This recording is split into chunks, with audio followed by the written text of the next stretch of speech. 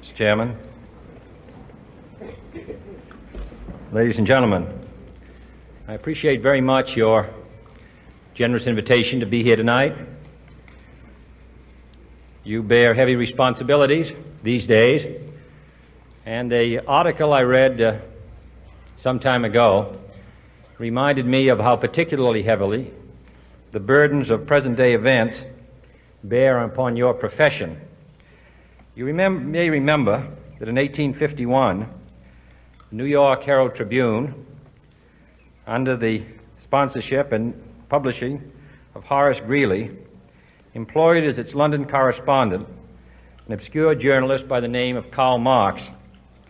We are told that foreign correspondent Marx, stone broke, and with a family ill and undernourished, constantly appealed to Greeley and managing editor Charles Dana for an increase in his munificent salary of $5 per installment, a salary which he and Ingalls ungratefully labeled as the lousiest petty bourgeois cheating.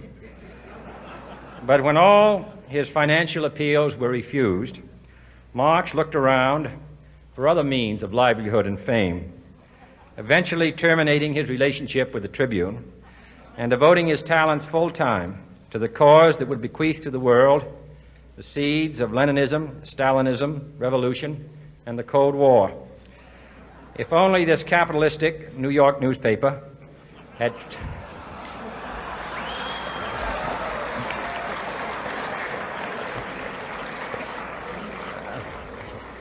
treated him more kindly, if only Marx had remained a foreign correspondent, history might have been different. And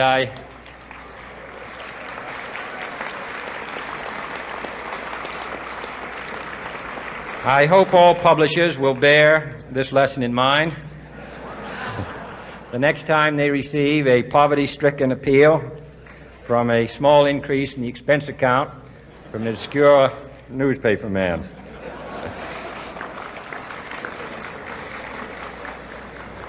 I have selected as the title of my remarks tonight, "The President and the Press." Some may suggest that this would be more naturally worded, "The President versus the Press," but those are not my sentiments tonight. It is true, however, that when a well-known diplomat from another country demanded recently that our State Department repudiate certain newspaper attacks on his colleagues, it was unnecessary for us to reply that this administration was not responsible for the press, for the press had already made it clear that it was not responsible for this administration.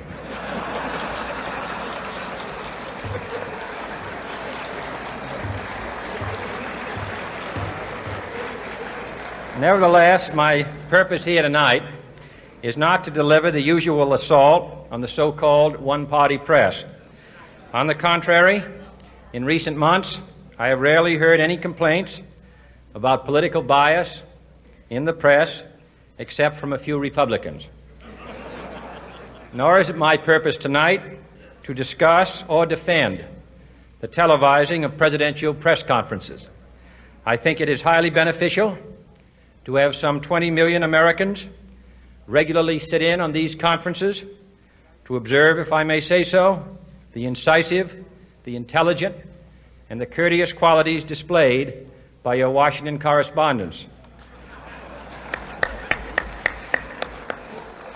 Nor, finally, are these remarks intended to examine the proper degree of privacy which the press should allow to any president and his family. If, in the last few months, your White House reporters and photographers have been attending church services with regularity, that has surely done them no harm.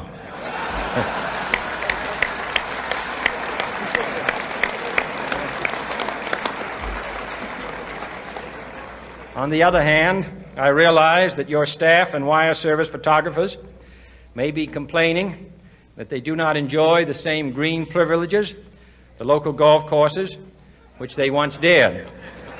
It is true that my predecessor did not object, as I do, to pictures of one's golfing skill in action, but neither, on the other hand, Did he ever been a Secret Service man? My topic tonight is a more sober one, of concern to publishers as well as editors. I want to talk about our common responsibilities in the face of a common danger. The events of recent weeks may have helped to illuminate that challenge for some, but the dimensions of its threat have loomed large on the horizon for many years.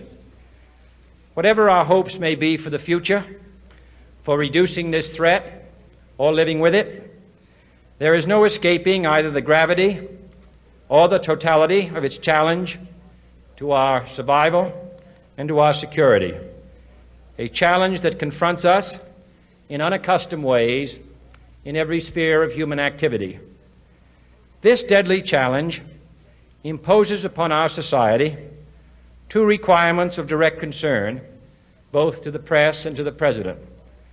Two requirements that may seem almost contradictory in tone, but which must be reconciled and fulfilled if we are to meet this national peril. I refer first to the need for far greater public information, and second, to the need for far greater official secrecy. The very word secrecy is repugnant in a free and open society, and we are, as a people, inherently and historically opposed to secret societies, to secret oaths, and to secret proceedings. We decided long ago that the dangers of excessive and unwarranted concealment of pertinent facts far outweighed the dangers which are cited to justify it. Even today, there is little value in opposing the threat of a closed society by imitating its arbitrary restrictions. Even today, there is little value in ensuring the survival of our nation if our traditions do not survive with it. And there is very grave danger that an announced need for increased security will be seized upon by those anxious to expand its meaning to the very limits of official censorship and concealment. That I do not intend to permit to the extent that it's in my control. And no official of my administration, whether his rank is high or low, civilian or military, should interpret my words here tonight as an excuse to censor the news, to stifle dissent, to cover up our mistakes, or to withhold from the press and the public the facts they deserve to know. But I do ask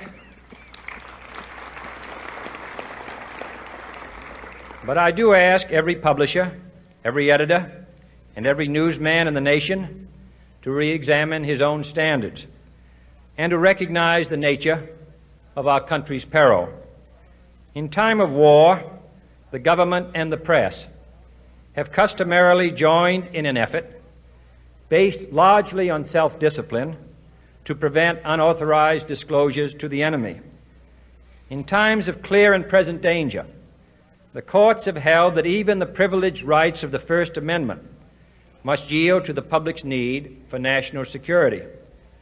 Today, no war has been declared, and however fierce the struggle may be, it may never be declared in the traditional fashion. Our way of life is under attack. Those who make themselves our enemy are advancing around the globe. The survival of our friends is in danger, and yet no war has been declared. No borders have been crossed by marching troops. No missiles have been fired. If the press is awaiting a declaration of war before it imposes the self-discipline of combat conditions, then I can only say that no war ever posed a greater threat to our security. If you are awaiting a finding of clear and present danger, then I can only say that the danger has never been more clear, and its presence has never been more imminent. It requires a change in outlook, a change in tactics, a change in missions by the government, by the people, by every businessman or labor leader, and by every newspaper.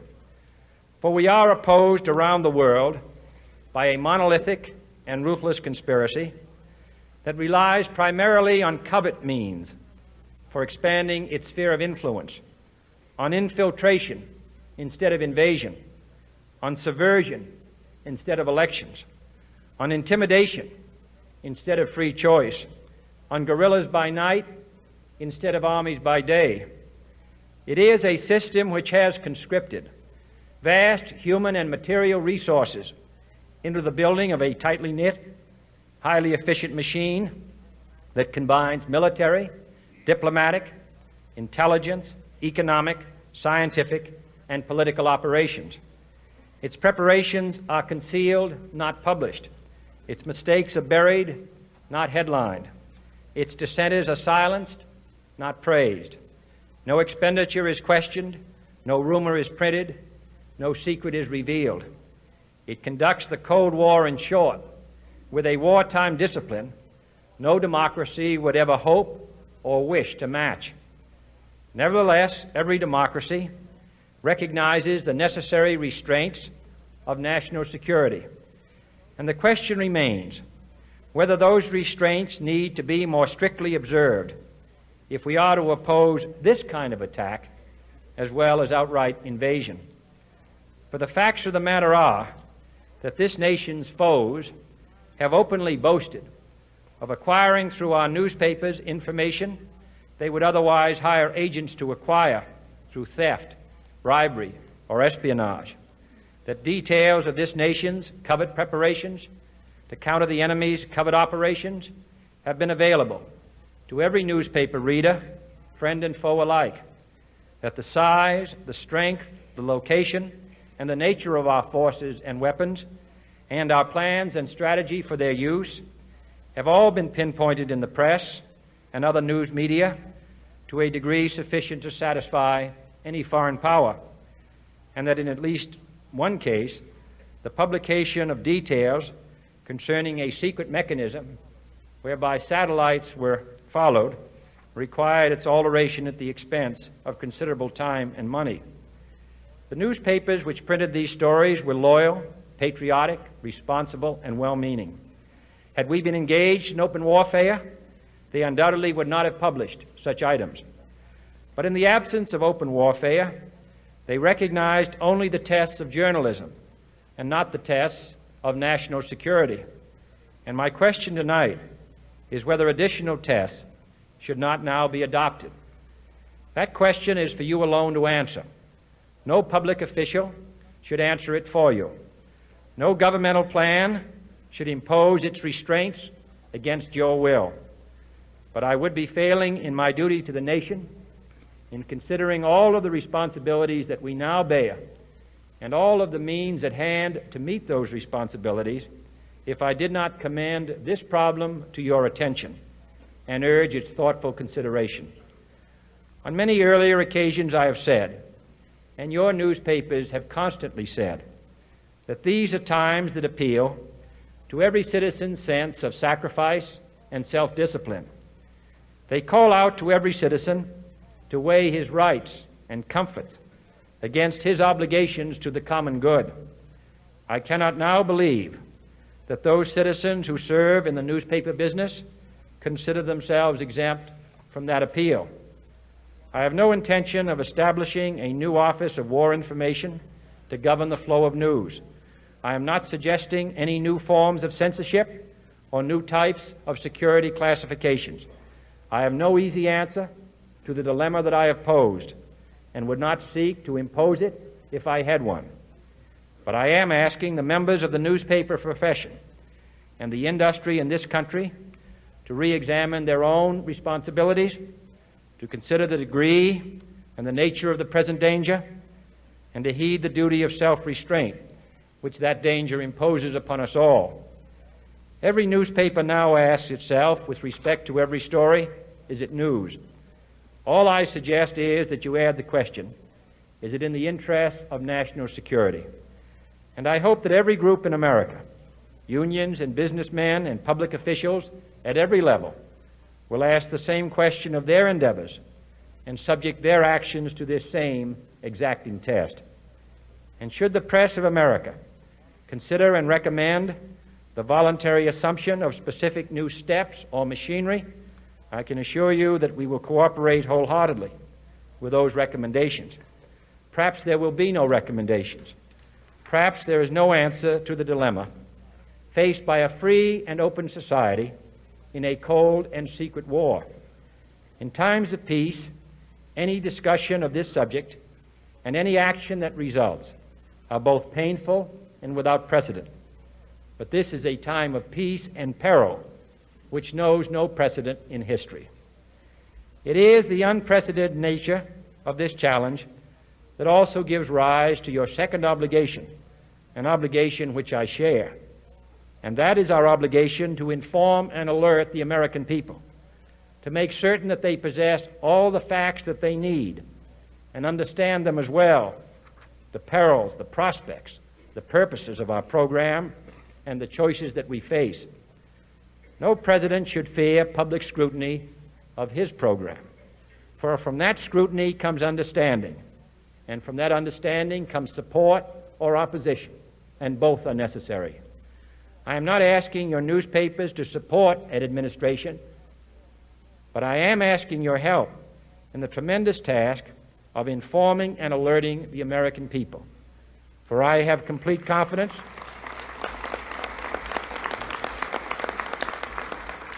in the response and dedication of our citizens whenever they are fully informed. I not only could not stifle controversy among your readers, I welcome it. This administration intends to be candid about its errors. For as a wise man once said, an error doesn't become a mistake until you refuse to correct it. We intend to accept full responsibility for our errors, and we expect you to point them out when we miss them. Without debate, without criticism, no administration and no country can succeed, and no republic can survive. That is why the Athenian lawmaker Solon decreed it a crime for any citizen to shrink from controversy. And that is why our press was protected by the First Amendment, the only business in America specifically protected by the Constitution, not primarily to amuse and entertain, not to emphasize the trivial and the sentimental, not to simply give the public what it wants, but to inform, to arouse, to reflect, to state our dangers and our opportunities, to indicate our crises and our choices, to lead, mold, educate, and sometimes even anger public opinion. This means greater coverage and analysis of international news, for it is no longer far away and foreign, but close at hand and local. It means greater attention to improved understanding of the news, as well as improved transmission. And it means, finally, that government at all levels must meet its obligation to provide you with the fullest possible information outside the narrowest limits of national security, and we intend to do it. It was early in the 17th century that Francis Bacon remarked on three recent inventions already transforming the world: the compass, gunpowder, and the printing press. Now the links between the nations, first forged by the compass, have made us all citizens of the world, the hopes and threats of one becoming the hopes and threats of us all. In that one world's effort to live together, the evolution of gunpowder to its ultimate limit has warned mankind of the terrible consequences of failure. And so it is to the printing press, to the recorder of man's deeds, the keeper of his conscience, the courier of his news, that we look for strength and assistance, confident that with your help, man will be what he was born to be, free and independent.